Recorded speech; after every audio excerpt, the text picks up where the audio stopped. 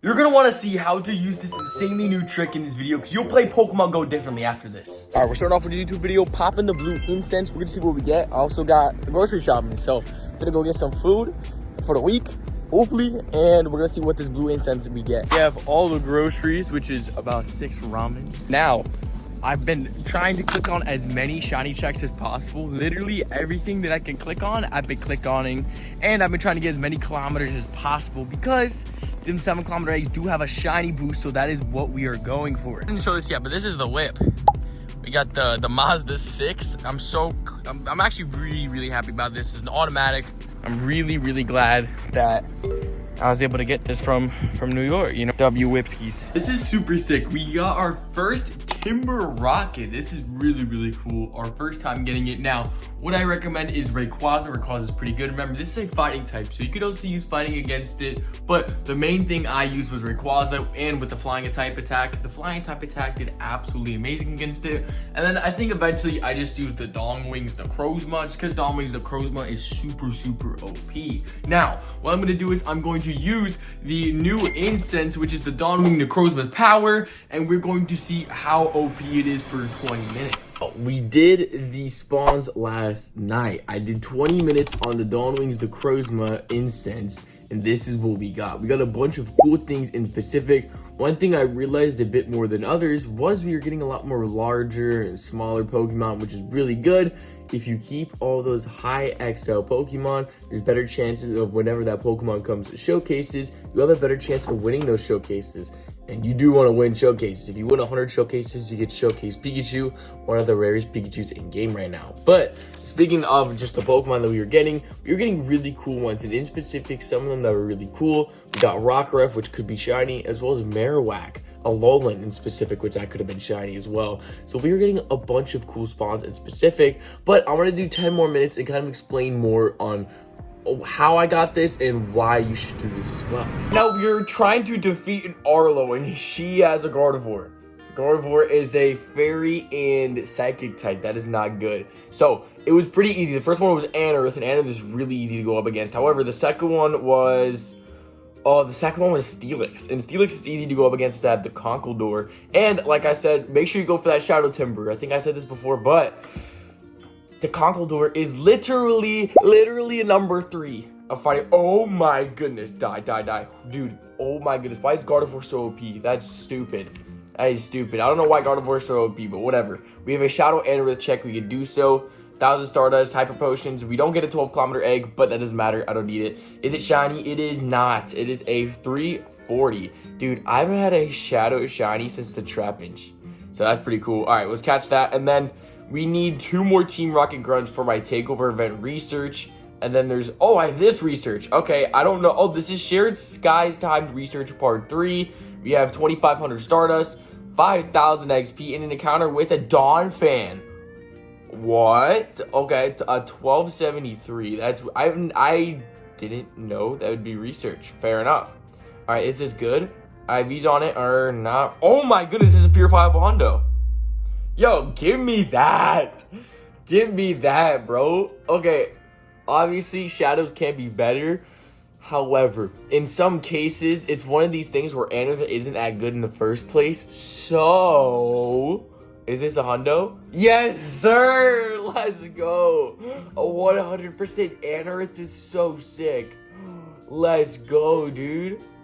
Oh my goodness, that's awesome. Okay, we are now going to use 10 more minutes of the Dawn Wings Necrozma. Now, I'm using Noon Guy's meme. The way I was able to get Dawn Wings Necrozma was from GoFest. Basically, during GoFest, we had day 1 where you were able to do a couple of the raids, but mainly it was you could just catch the Pokemon around. But day 2, we had Duskmane and Dawn Wings Necrozma both in raids. What we did was we got all the candies for Necrozma. Normal Necrozma, you got candies for just normal Necrozma.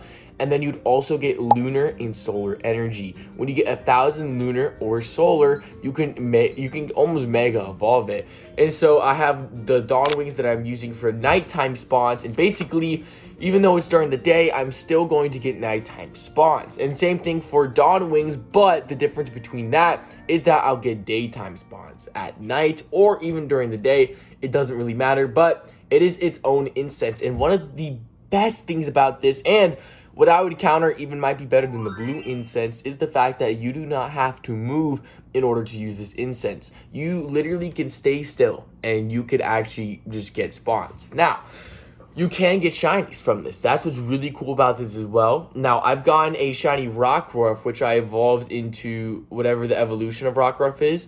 But, I mean, this is sick. I got this from GoFest, but whatever the evolution of Rockruff is, yes, I was able to go one of those. And I got a shiny Zigzagoon. This was a long time ago. I don't have the clips anymore, but I can show you guys the shiny Zigzagoon. If I scroll down, we have shiny Zigzagoon right here. I wish it told you where it was from. It was in a party too, which is pretty cool. And then this is the one I evolved, which was the Lycanroc. I did the nighttime. And cool thing about this is if you catch a Pokemon that evolves at nighttime on this incense during the day, you will be allowed to evolve it. So, for example, if I caught an Amora, I'd be able to catch it since I caught it off the Dawnwings Necrozma. Same thing for the other one that spawns the daytimes at night, you'll be able to evolve it then. I think it's really cool, and some of the best spawns that I highly recommend going for is Rockruff, since it's really, really very shiny. Highly recommend going for this, as well as Alolan Marowak is really decent that I've used in PvP. So if you get a 1500 CP one in Great League, highly recommend going for that. And Amora is a pretty decent shiny, a really good ice type, to kind of, if you don't have Mamoswine, this is like the Walmart Mamoswine is the evolved version of Amora. I keep seeing this Pokemon everywhere, and I need you guys to catch this Meowth. And the reason I say this is because you get 500 Stardust every single time you catch it. And if you catch it, let me just show you, for example. So like, we'll catch it, hopefully. Usually it's easy to excellent throw, but it's kind of hot out here, and that's my excuse. So we catch this. I'm going to show you guys you get minimum 500. If it's weather boosted, 625. With a star piece, it's over 800. Insane. Always get 500 for that. And then Gligar spawn. Gligar is pretty cool. All right, we're back inside. We have 2 7-kilometer eggs. Let's see what we get. Remember, these are shiny boosted. That'd be really sick if we get some shinies here. Is a Shieldon not shiny. We'll have to check the IVs on these after these as well. Tortuga and Archie could both be shiny, so that'd be super sick if we get these shinies. And the next one is a Tyrant, not shiny as well. Check the IVs on it. 474, is that good? No. And Tyrant, that is the worst one I've ever seen.